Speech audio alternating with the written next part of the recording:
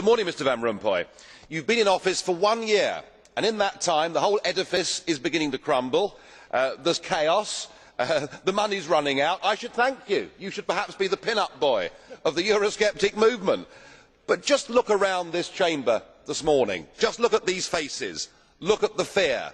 Look at the anger. Poor old Barroso here looks like he has seen a ghost.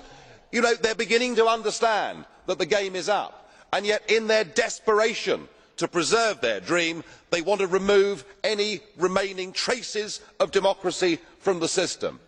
And it is pretty clear that none of you have learned anything. You know, when you yourself, Mr Van Rompuy, say that the euro has brought us stability, I suppose I could applaud you for having a sense of humour, but isn't this really just the bunker mentality?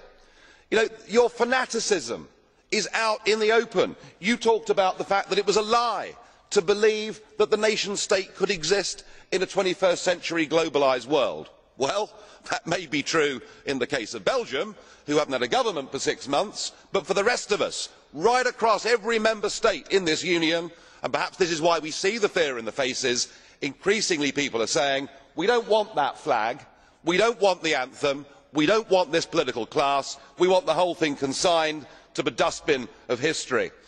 And we had the Greek tragedy earlier on this year, and now we have the situation in Ireland. Now I know that the stupidity and greed of Irish politicians has a lot to do with this. They should never ever have joined the euro. They suffered with low interest rates, a false boom and a massive bust. But look at your response to them. What they are being told, as their government is collapsing, is that it would be inappropriate for them to have a general election. In fact, Commissioner Rehn here said they had to agree their budget first before they would be allowed to have a general election. Just who the hell do you think you people are?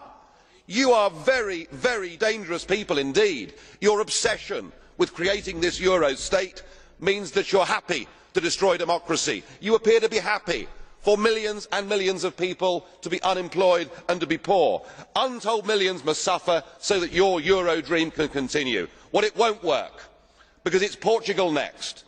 With their debt levels of 325% of GDP, they are the next ones on the list, and after that I suspect it will be Spain.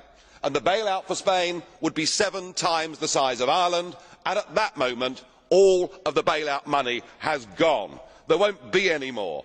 But it is even more serious than economics, because if you rob people of their identity, if you rob them of their democracy, then all they are left with is nationalism and violence. I can only hope and pray that the euro project is destroyed by the markets before that really happens. Thank you.